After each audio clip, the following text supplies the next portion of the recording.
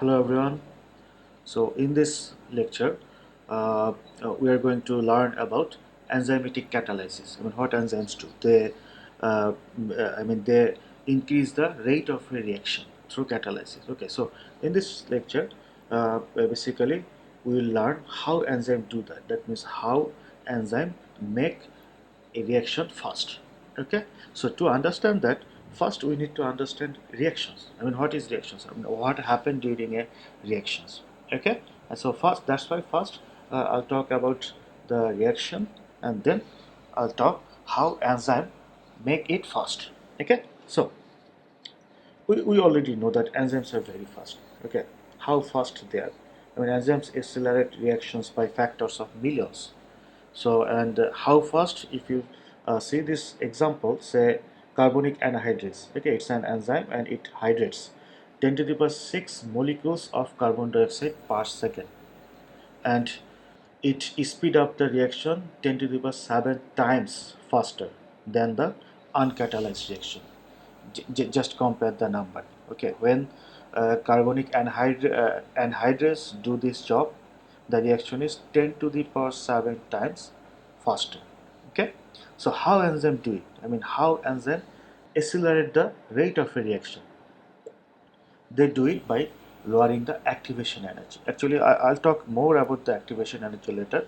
So just before going to the main things, let try to have some brief. Okay, so how enzyme accelerate a reaction rate? By lowering the activation energy. So what is activation energy? So we all know that, I mean, if a reaction want to proceed, it need energy, right? Without energy, reaction cannot proceed. So, and the reaction, they need a certain amount of energy. This energy is called activation energy, because when the reactants want to react, they have to gain this energy, then they will be activated, and then the products will be formed. So this energy requirement, sometimes we also represented it or call it an energy barrier, because that reaction will not proceed until it get that certain amount of energy. So it is called energy barrier. Okay, so and the amount of energy it requires is called the activation energy. Okay, so what enzymes do? They lower this activation energy. So if enzyme lower this activation energy, lower the energy barrier, it means now the reactants will require less energy to react and form the products. Okay, so that means it's actually all about energy. All the reactions, it's all about energy. Energy do the reaction. So to understand reaction, it's important that we have to understand energy. We have to understand the laws of energy. Okay, so let's try to get idea about the laws of energy. The most famous one, thermodynamics. Okay, the laws of thermodynamics and dynamics. There are three laws. You actually all know this thing, and you already have studied this in some earlier courses. So I will not go in details. Rather, just for recap, I'll just talk briefly. Okay, so what is the first law? Okay, so why it's important to understand the thermodynamics?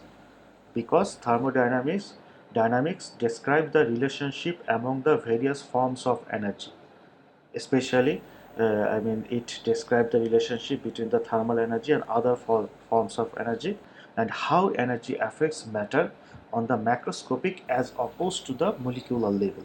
Okay, so as I mean, reaction need energy. It's all about energy. During a reaction, it's all about change in the energy. Okay, so that's why it's important to understand the laws. Okay, what's the understand? It's important to understand the relationship among different kind of energy. Okay, so what's the first law of thermodynamics? Energy can be neither created nor destroyed. That is, the total amount of energy is always same. Okay, so and during a reaction, basically this amount of energy, the amount of energy is always fixed. It's just a change. Okay, so we can depict this one, this thing, the change in energy, by this way. Delta U equal to U final minus U initial. that is Q plus W. Here W is the work. That means when a reaction occurs, some energy, they do the work. So those energy are actually not lost. Okay, they just do the work and turn into another form. Okay, so basically by this equation we can describe the energy of a reaction. So that means delta U, change of energy, is the Q plus W. Okay, here U is the energy, Q is the heat absorbed by the system from the surroundings, and W is the work done on the system by the surroundings. Okay, and we know reactions can be like this reactions or process can be of two types, either exothermic or endothermic. Okay, so now as we're talking about the laws of thermodynamics, we need to understand system, because where these changes occur, where these interactions between different energy occurs in the system, right? Where we are living in a system. Okay, the earth itself is a system, this universe is a system, our home can be a system. Okay, so systems are three types, either open system, closed system, and isolated system. In case of open system, both heat and matter can pass through. Okay, it can travel back and forth. But in case of closed system, only heat can transfer. Okay, only heat can pass through, no matter can pass through. In case of isolated system, it's completely closed, nothing can pass through, not heat, matter, not even heat. Okay, so now the second law of thermodynamics. So what it says, say the second law of thermodynamics, total entropy of an isolated system can never decrease over time. Okay, for an isolated system, the total entropy can never decrease. Okay, it will always increase, because I mean, why entropy cannot decrease? What do we understand by entropy? Entropy represents the disorder of a system, the randomness of a system. So the much random or disorder the components of a system are is in less energy level, and if anything has less energy, it's more stable. Okay, and in this universe, everything, okay, every components, everyone wants to be in a lower energy state. Okay, so that's why in an isolated system, okay, the total entropy can never decrease. Okay, they always want to go in a way where they can increase their entropy, randomness. So that's why in an isolated system, the spontaneous process always occur in the directions that increase the overall disorder of the universe. Okay. Okay. So this graph, figure just show that what happens during the spontaneous process. You already know that, so I'll not talk about this one. So anyway, so we just talk about the laws of thermodynamics. Why? Because we need to understand energy. So and we already saw in this equation that there is some energy who do the work. That means actually who do the work in a chemical reaction, some work is done. Who do this work? Energy. So so does all kind of energy do the work? No, actually the energy who do the work is called free energy. That's normal, right? Who is already occupied, they cannot do the work. Only who can work, who is free. So free energy do the works. So to understand chemical reactions, we also need to understand free energy. So let's talk about the free energy. So what is free energy? Free energy is that portion of any first law energy that is available to perform thermodynamic work. That means free energy is that energy which perform the work at constant temperature. Okay, and free energy is subject to irreversible loss in the course of such work. We cannot reverse it. Okay, so who gave the idea of free energy? It was first given by a scientist named Josiah Willard Gibbs in 1878. Okay, and free energy is expressed by G, and we can define free energy in terms of enthalpy, entropy, and absolute temperature. Okay, and the equation is like this: G is equal to H, enthalpy minus T into S. Okay, the absolute temperature into entropy. S is entropy. Okay, and we can define the change in a free energy by this equation, delta G. Delta means change. So the change in free energy equal to delta H minus T delta S. Okay, and as I said, I mean the process of reactions can be like two types, either exothermic or endothermic. However, delta H is negative for a reaction that release heat. So which kind of a reaction release heat? The exothermic reaction, right? So when the exothermic reaction occurs, they release heat.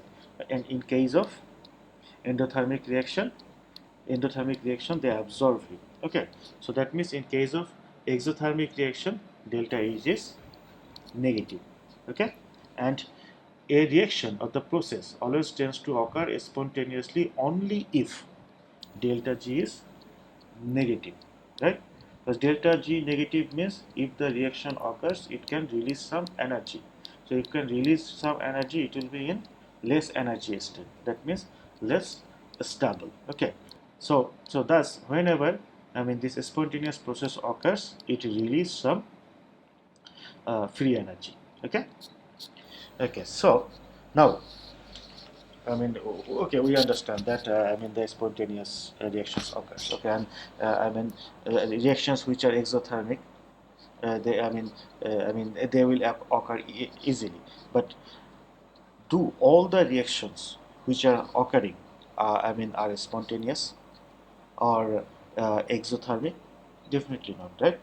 There are many reactions which are endothermic, and those reactions also need to happen. That means or in other words, sometimes we call them a exergonic reaction or endergonic reaction.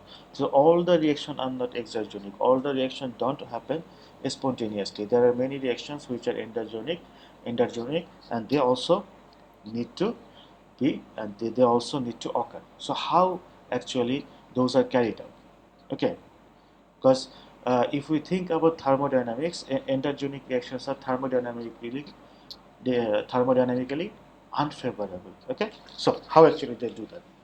Let's see. So to carry out thermodynamically unfavorable energy requiring endergonic reactions, cells couple them to other reactions that liberate free energy, exergonic energy. Okay, so that the overall process is exergonic.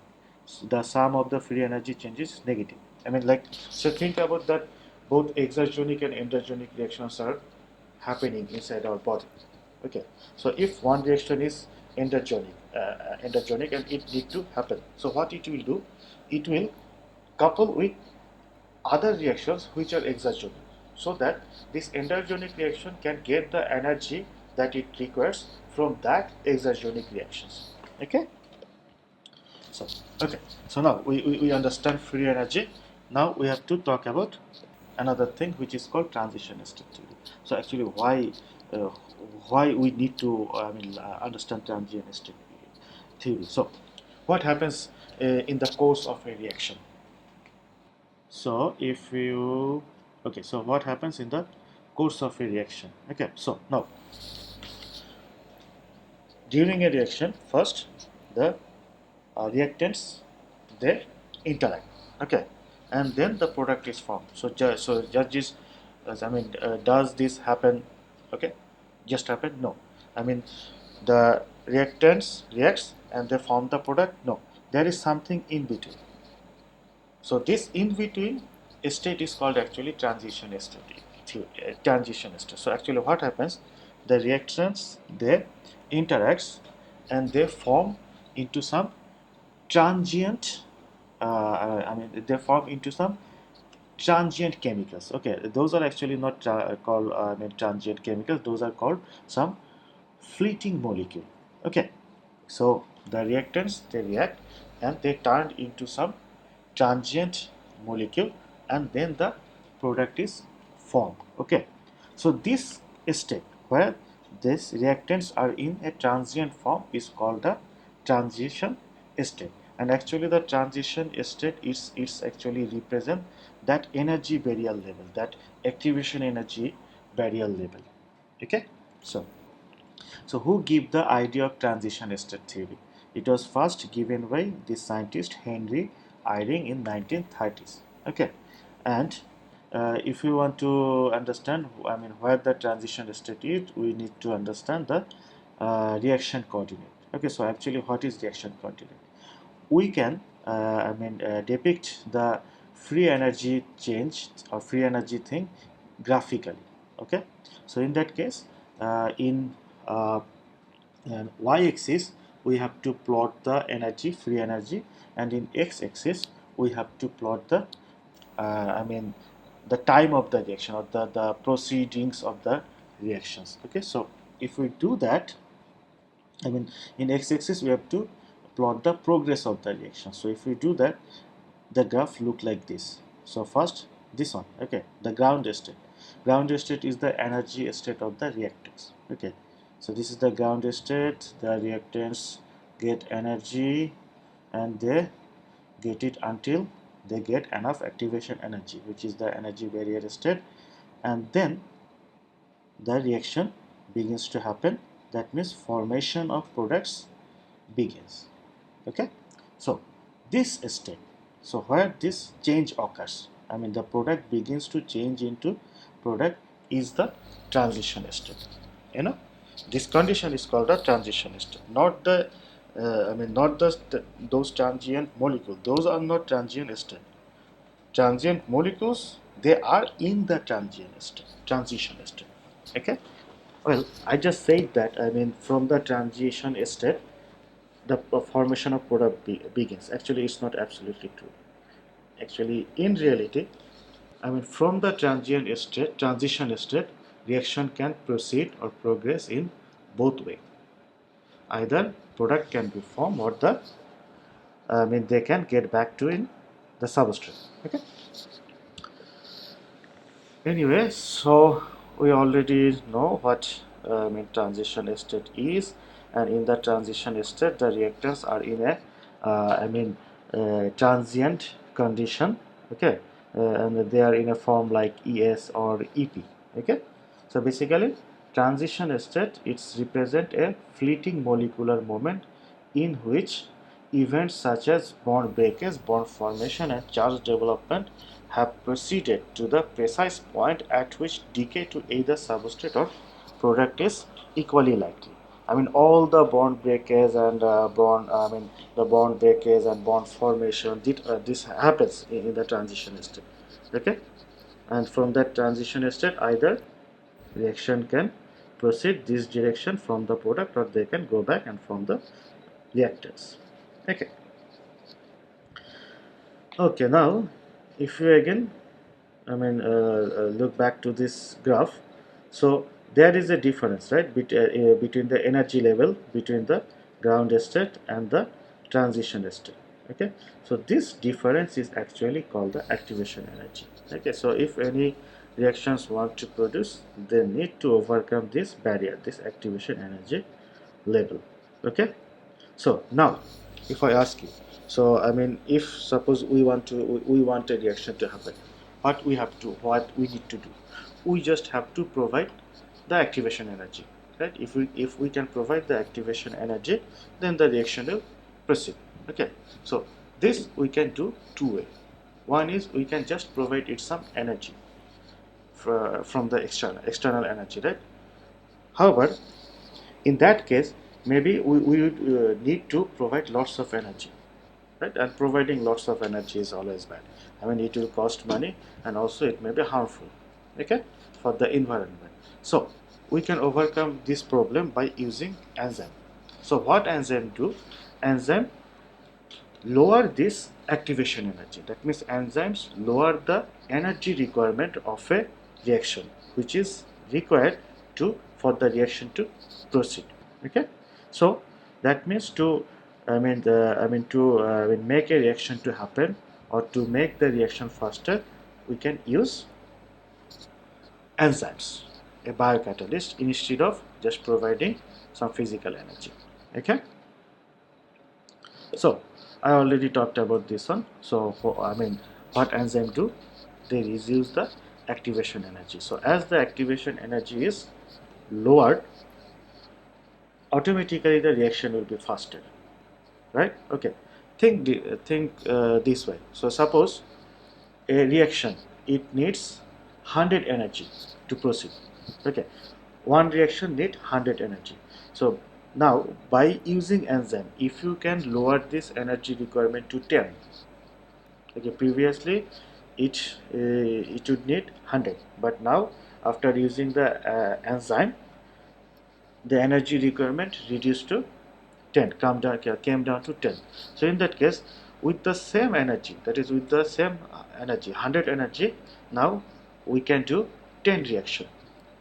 Definitely it's faster, right? The energy, total amount of energy is same, but instead of one reaction, we can do 10 reaction if we use the enzyme. Okay? So now, one thing, we all know that, I mean, whenever a reaction, I mean, proceed, ultimately it reach equilibrium, right? So what is actually equilibrium? We know that equilibrium is that state of a reaction where concentration of product and the reactions are same. That means the rate of formation of product and rate of breakdown of the product to the reactants is same. That means the rate of forward reaction and the rate of reverse reaction is same. That is equilibrium. So whenever, I mean, it doesn't matter a reaction, I mean, happens with the presence of enzyme or without the presence of enzyme. Okay, they will reach the equilibrium. I mean, every reaction is the equilibrium. So what's the benefit of using enzyme here? The I mean the enzyme. I mean, when we use enzyme, the reaction reaches equilibrium much faster. That means they speed up the rate of the reaction. Okay, every reaction eventually reach to the equilibrium, but when we use enzyme, that reaction achieve the equilibrium much faster. That means a catalyzed reaction achieve the equilibrium much faster than the uncatalyzed reaction. Okay, so that means enzyme control only the reaction rate, not the equilibrium. Okay, enzymes cannot alter laws of thermodynamics or the equilibrium of a reaction. They just make the reaction faster. Okay, so if we represent it graphically, it will look like that. I mean, we want to represent this statement: enzymes control only reaction rate. Okay, they don't alter the equilibrium. So suppose this is an example of reaction: enzyme and substrate, they are reacting, and enzyme and product are formed, and in between some transient molecule ESEP in the transition state were formed. Okay, and in the equilibrium, the rate of the forward reactions and the reverse reactions will be same. So if we try to draw a plot in the graph, so and in x-axis we plot the time, and in y-axis we plot the product in case of uncatalyzed reaction. Okay, uncatalyzed reaction will proceed in a very slow rate, okay, in a slower rate, but I mean, so they will proceed very slow, but eventually they will reach the equilibrium. But if we use a catalyst in this reaction, then the reaction rate will be very fast. That means many product will be formed in within short time, and the equilibrium will be achieved much faster. Okay, so okay, so how enzyme increase the rate of a reaction? By lowering the activation energy. Okay, so till now, actually, like if you see this graph, higher activation energy when enzyme is not present, lower activation energy when enzyme is present. So till now I just talked about a single step reaction, like enzyme and I mean substrate is reacting and product is formed. Okay, but all the reactions are not single step, right? There are many reactions which are multi-step reaction. I mean, before the reactants turn into product, different step can occur. Like the reactants first will turn into something, then they'll turn into something, then the product will be formed. Look, I mean, again, look at this reaction. Okay, E plus S, ES, EP, and E plus P. Think about it as a multi-step reaction. I mean, before the product is formed, there is another two-step. So what happened in case of multi-step reaction? Because a multi-step reaction means each step may have different energy requirement. That means if each step may have different activation energy. Okay, so in that case, what will be the fate of that reaction, right? So who will control the rate of this reaction? So actually, in case of multi-step reaction, I mean several steps, they can control the fate of a reaction, or only one step can control the fate of a reaction. That means multi-step reactions, they have rate determining steps. Okay, and why it's important to understand that which step is rate determining. Okay, so think about this. I mean this. Okay, think about a scenario. Suppose a reaction. Okay, suppose a reaction. There is two steps. Okay, think about this reaction. Suppose, I mean, it has one, two, three steps. Okay, so now think that energy requirement for this step is very high, and energy requirement for this step is low. Okay, so in that case, if we want to make this reaction faster, what we need to do, we have to concentrate in this step, right? Because in this step the energy requirement or the activation energy is highest. So if you can lower the activation energy of this step, then the reaction will proceed further. Okay, but okay, now think about another scenario. Say suppose not only this step, I mean this step and also this step, both step has high activation energy. So that means the fate of the reaction will depend eh, on both these steps. So in that case, actually, I mean, we need to use enzyme in a way which will reduce the activation energy of both of these steps. Okay. Okay, so that's all for this part of the lecture. In next part of this lecture, we'll talk more about how enzyme reduce this activation energy. Okay, so see you in the next lecture. Till then, be safe. Thank you.